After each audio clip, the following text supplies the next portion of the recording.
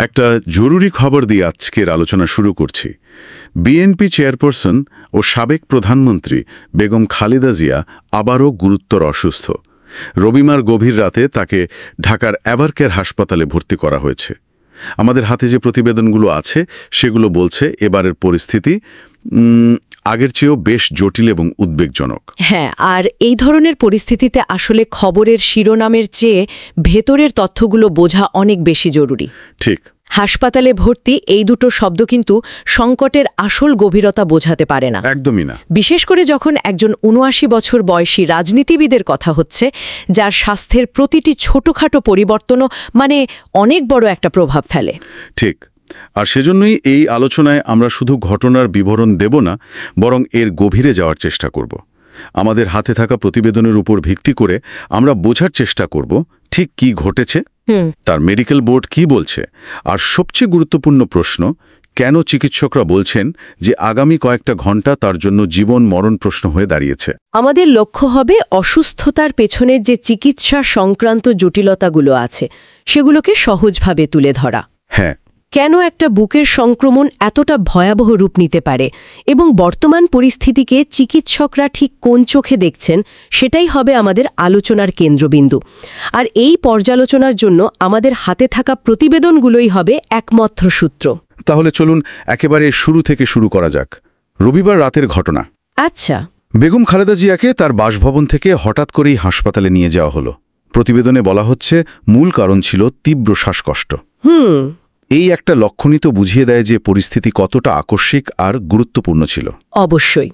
তীব্র শ্বাসকষ্ট বা অ্যাকিউট রেসপিরেটরি ডিস্ট্রেস এটা সবসময়ই একটা এমার্জেন্সি সিগন্যাল।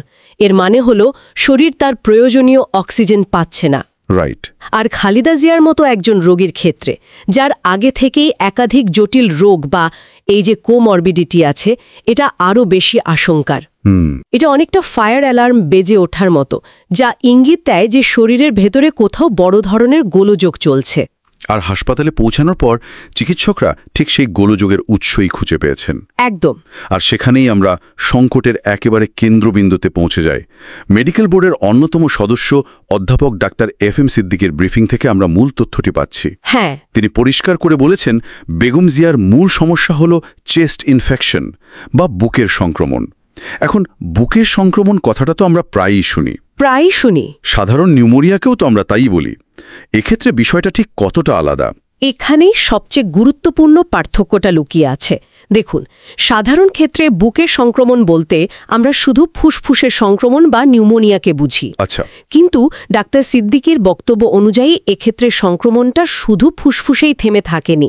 এটা এতটাই তীব্র যে এর প্রভাব সরাসরি তার হৃৎপিণ্ড বা হার্টের ওপর পড়েছে।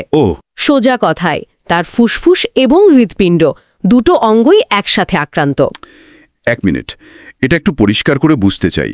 একটা সংক্রমণ যেটা হয়তো ফুসফুসে শুরু হয়েছে, সেটা হার্টের মতো আরেকটা গুরুত্বপূর্ণ অঙ্গকে কিভাবে এতটা সরাসরি প্রভাবিত করতে পারে? এটা কি সংক্রমণের জীবাণুগুলো হার্টের ভেতরে ঢুকে পড়ার মতো ঘটনা, নাকি অন্য কিছু? চমৎকার প্রশ্ন। দেখুন, দুটোই হতে পারে এবং দুটোই পরিস্থিতিকে বহুগুণে জটিল করে তোলে। চলুন বিষয়টা একটু ভেঙে দেখি। হ্যাঁ, বলুন। প্রথমত, আমাদের ফুসফুস আর হৃৎপিণ্ড তো প্রতিবেশী। এদের কাজও একে অপরের সাথে ওতপ্রোতভাবে জড়িত। ঠিক। ফুসফুস রক্তে অক্সিজেন মেশায় আর হার্ট সেই অক্সিজেনযুক্ত রক্ত সারা শরীরে ছড়ায়। যখন ফুসফুসে তীব্র সংক্রমণ হয় তখন সেখানে প্রচণ্ড প্রদাহ বা ইনফ্লেমেশন হয়। আচ্ছা। এর ফলে ফুসফুসের টিস্যুগুলো ফুলে যায়, সেখানে পানি জমতে পারে।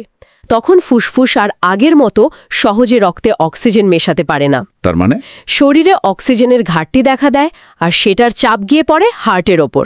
ঠিক ধরেছেন, অক্সিজেনের ঘাটতি মেটাতে হার্টকে তখন ওভারটাইম কাজ করতে হয়। তাকে আরও দ্রুত এবং আরও জোরে পাম্প করতে হয়, যাতে শরীরের কোষগুলো ন্যূনতম অক্সিজেনটুকু পায়। একদম। চিকিৎসা বিজ্ঞানের ভাষায় একে বলে ট্যাকিকার্ডিয়া। এটা অনেকটা একটা ভাঙা রাস্তা দিয়ে গাড়ি চালানোর মতো। গন্তব্যে পৌঁছাতে ইঞ্জিনকে অনেক বেশি চাপ নিতে হয়।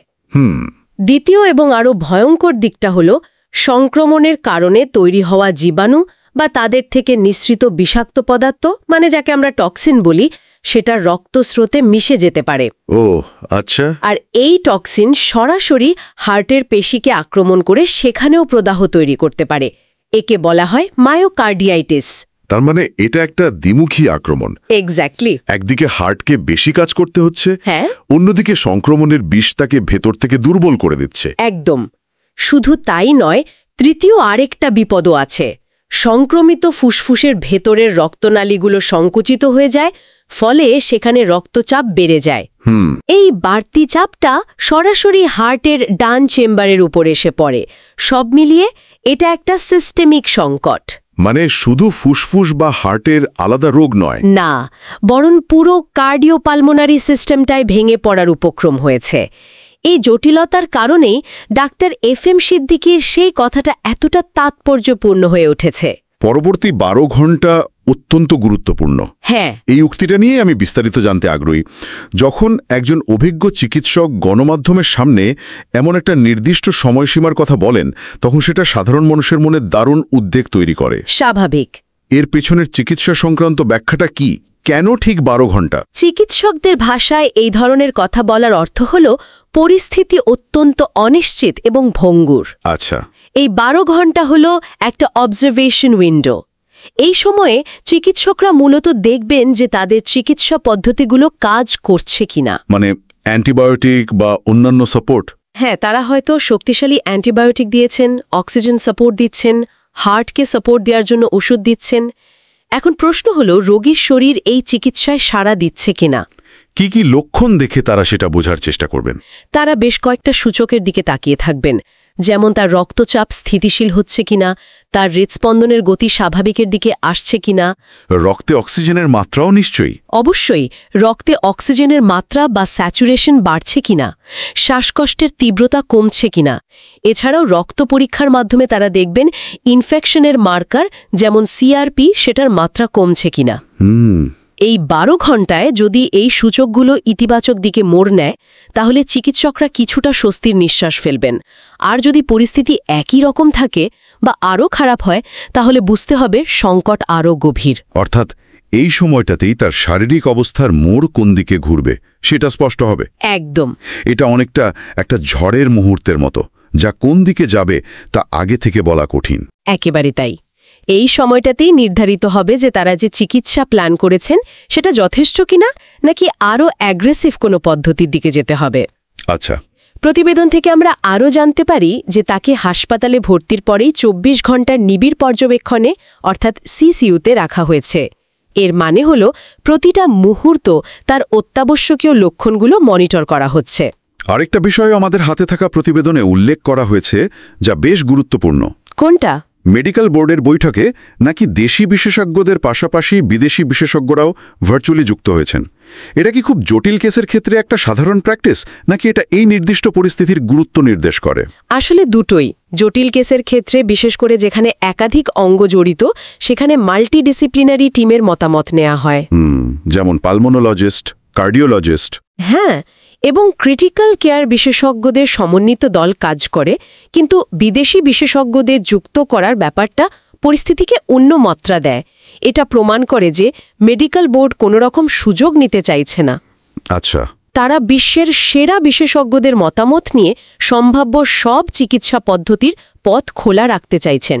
এর সাথে কি আরেকটা বিষয়ও জড়িত নয়? মানে রোগীর পরিচয় যখন বেগম খালেদা জিয়া, তখন তো একটা বাড়তি চাপও থাকে। তা তো থাকেই। পুরো দেশের মানুষের নজর, গণমাধ্যমে স্ক্রুটিনি, এই সবকিছুর চাপ কি চিকিৎসকদের সিদ্ধান্ত গ্রহণকে প্রভাবিত করে? এটা একটা খুবই বাস্তবসম্মত প্রশ্ন। যদিও চিকিৎসকরা সবসময়ই তাদের সর্বোচ্চটা দেন, কিন্তু রোগীর পরিচয় যখন এতটা হাই প্রোফাইল হয়, তখন চাপটা বহুগুণে বেড়ে যায়।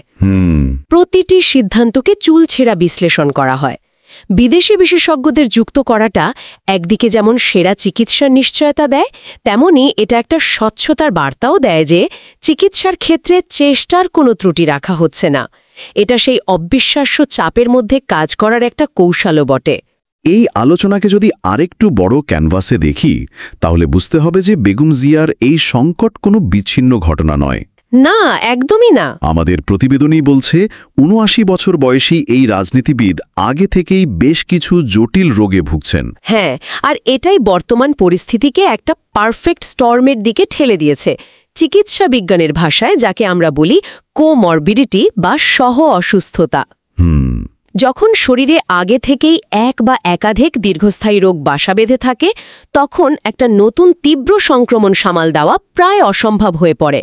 শরীরকে তখন অনেকগুলো ফ্রন্টে একসাথে যুদ্ধ করতে হয়। প্রতিবেদনটিতে তার কিছু পুরনো রোগের কথা উল্লেখ করা হয়েছে, যেমন আর্থ্রাইটিস, ডায়াবেটিস, কিডনি এবং ফুসফুসের সমস্যা। হ্যাঁ, এই রোগগুলো বর্তমান সংক্রমণের বিরুদ্ধে লড়াইটাকে ঠিক কিভাবে আরও কঠিন করে তুলছে? চলুন একটা একটা করে দেখি। প্রথমে ডায়াবেটিসের কথা বলি। ডায়াবেটিস সরাসরি শরীরের রোগ প্রতিরোধ ক্ষমতাকে দুর্বল করে দেয়। আচ্ছা। রক্তে চিনির মাত্রা বেশি থাকলে সেটা জীবাণুদের বেড়ে ওঠার জন্য একটা উর্বর ক্ষেত্র তৈরি করে। ফলে একজন ডায়াবেটিক রোগীর শরীরে সংক্রমণ খুব দ্রুত ছড়িয়ে পড়তে পারে এবং সেটাকে নিয়ন্ত্রণ করা কঠিন হয়ে যায়। আর কিডনির সমস্যা? ইনফেকশনের চিকিৎসায় তো খুব শক্তিশালী অ্যান্টিবায়োটিক ব্যবহার করতে হয়। অবশ্যই। সেটা কি কিডনির উপর বাড়তি চাপ তৈরি করে? প্রচণ্ড চাপ তৈরি করে। অনেক অ্যান্টিবায়োটিকই কিডনির মাধ্যমে শরীর থেকে বের হয়। যদি কিডনি আগে থেকেই দুর্বল থাকে, তাহলে সেই শক্তিশালী ওষুধগুলো ব্যবহার করা ঝুঁকিপূর্ণ হয়ে যায়। চিকিৎসকদের তখন খুব সাবধানে ওষুধের ডোজ ঠিক করতে হয়, যাতে ইনফেকশনও নিয়ন্ত্রণ করা যায়, আবার কিডনিরও বড় কোনো ক্ষতি না হয়। এটা অনেকটা একটা টাইটর রোপে হাঁটার মতো। তার আর্থ্রাইটিসের কথাও বলা হয়েছে। বাতের ব্যথা তো অনেকেই ভোগেন, কিন্তু সেটা কিভাবে জীবন মরণের মতো একটা পরিস্থিতিতে প্রভাব ফেলতে পারে? সরাসরি আর্থ্রাইটিস হয়তো নয়, কিন্তু এর চিকিৎসাটা একটা বড় ফ্যাক্টর হতে পারে। কি রকম? গুরুতর রিউমেটয়েড আর্থ্রাইটিসের মতো রোগের চিকিৎসায় অনেক সময় স্টেরয়েড বা অন্যান্য ইমিউনোসাপ্রেসেন্ট ড্রাগ ব্যবহার করা হয়, যার রোগ প্রতিরোধ ক্ষমতাকে দমিয়ে রাখে। একদম, যা শরীরের রোগ প্রতিরোধ ক্ষমতাকে ইচ্ছাকৃতভাবে দমিয়ে রাখে। যদি তিনি এই ধরনের কোনো ওষুধ নিয়ে থাকেন, তাহলে তার শরীরের নিজস্ব সৈন্যবাহিনী মানে রোগ প্রতিরোধ ব্যবস্থা আগে থেকেই দুর্বল অবস্থায় ছিল। আর সেই দুর্বল শরীরের নতুন একটা শক্তিশালী সংক্রমণ? হ্যাঁ, আঘাত হানলে পরিস্থিতি গুরুতর হতে বাধ্য। আর ফুসফুসের পুরনো সমস্যা? যদি তার আগে থেকেই সিওপিডির মতো ফুসফুসের দীর্ঘস্থায়ী কোনো রোগ থেকে থাকে, তার মানে হলো তার ফুসফুসের কার্যক্ষমতা বা রিজার্ভ আগে থেকেই কম ছিল। কারণে দুর্বল প্রতিরোধ ক্ষমতা, কিডনির কারণে চিকিৎসায় সীমাবদ্ধতা, সম্ভাব্য ওষুধের কারণে আরও দুর্বল ইমিউন সিস্টেম এবং আগে থেকে ক্ষতিগ্রস্ত ফুসফুস, সব মিলিয়ে তার শরীর একটা অত্যন্ত ঝুঁকিপূর্ণ অবস্থায় ছিল। এই সার্বিক পরিস্থিতি বিবেচনা করলে তার পরিবার এবং দলের পক্ষ থেকে যে দেশবাসীর কাছে দোয়া চাওয়া হয়েছে, সেটাকে শুধু আনুষ্ঠানিকতা বলে মনে হয় না। না, এটা আসলে পরিস্থিতির ভয়াবহতা এবং এক ধরনের অসহায়তারই প্রতিফলন। অবশ্যই। যখন চিকিৎসা বিজ্ঞান তার সর্বোচ্চ চেষ্টা করার পরেও সবকিছু পর্যবেক্ষণের ওপর নির্ভর করে, যখন ফলাফল অনিশ্চিত থাকে, তখন বিশ্বাস এবং প্রার্থনা রোগীর পরিজন ও শুভানুধায়ীদের জন্য একটা বড় মানসিক শক্তি হিসেবে কাজ করে। তাহলে আমাদের এই দীর্ঘ আলোচনা থেকে যে মূল চিত্রটা উঠে এলো, তা হলো আমরা একজন বর্ষিয়ান রাজনৈতিক ব্যক্তিত্বকে দেখছি, যিনি আগে থেকেই একাধিক জটিল রোগের কারণে দুর্বল। আর এখন তিনি ফুসফুস এবং হৃৎপিণ্ডের এক দ্বৈত সংক্রমণে জীবন মৃত্যুর সন্ধিক্ষণে দাঁড়িয়ে আছেন, যেখানে প্রতিটি মুহূর্ত, প্রতিটি ঘণ্টা অত্যন্ত মূল্যবান। এবং চিকিৎসকরা একটা অত্যন্ত কঠিন লড়াই লড়ছেন। একদম। হ্যাঁ, এবং মূল বার্তাটা হলো চিকিৎসকদের বক্তব্য অনুযায়ী সবকিছু এখন নির্ভর করছে ওই গোল্ডেন আওয়ার্সের পর্যবেক্ষণের ওপর। তার শরীর চিকিৎসায় কিভাবে সাড়া দেয়, সেটাই এখন দেখার। সেটাই। আমাদের হাতে থাকা প্রতিবেদন অনুযায়ী মেডিকেল বোর্ড আবার বৈঠকে বসার পরেই তার শারীরিক অবস্থার পরবর্তী সুনির্দিষ্ট খবর জানা যাবে। ততক্ষণ পর্যন্ত পরিস্থিতি গুরুতর এবং সম্পূর্ণ অনিশ্চিত। আজকের আলোচনা আমরা এখানেই শেষ করছি। তবে শেষ করার আগে এই পুরো ঘটনা প্রবাহ শ্রোতাদের জন্য একটা গভীর চিন্তার খোরাক রেখে যায়। কি রকম? আমাদের হাতে থাকা এই প্রতিবেদনগুলো শুধু একজন ব্যক্তির শারীরিক সংকটের খবর দিচ্ছে না, এটা আমাদের সমাজ এবং রাষ্ট্র ব্যবস্থার একটা দিকও তুলে ধরছে। আচ্ছা। যখন একজন সুপরিচিত জননেতার স্বাস্থ্য সংকটাপন্ন হয়, তখন তার চিকিৎসা আর ব্যক্তিগত বিষয় থাকে না। তার অসুস্থতা, তার হাসপাতালের বেড, তার মেডিকেল চার্ট সবকিছুই মুহূর্তের মধ্যে জাতীয় উদ্বেগের বিষয়ে পরিণত হয়। এই পরিস্থিতিতে একজন চিকিৎসক বা একটা মেডিকেল বোর্ডকে কতটা অবিশ্বাস্য চাপের মধ্যে কাজ করতে হয়? এটা একটা গুরুত্বপূর্ণ প্রশ্ন। একদিকে থাকে রোগীর জীবন বাঁচানোর সর্বোচ্চ চিকিৎসা প্রচেষ্টা আর হিপোক্রেটিক ওথের দায়, আর অন্যদিকে থাকে কোটি মানুষের প্রত্যাশা, রাজনৈতিক দলের আবেগ এবং গণমাধ্যমের নিরন্তর নজরদারি। এই দুয়ের মধ্যে ভারসাম্য রক্ষা করে সঠিক সিদ্ধান্ত নেওয়াটা কতটা কঠিন হতে পারে? এটা শুধু চিকিৎসার চ্যালেঞ্জ নয়। না, এটা একটা প্রচণ্ড মনস্তাত্ত্বিক এবং নৈতিক চ্যালেঞ্জও বটে।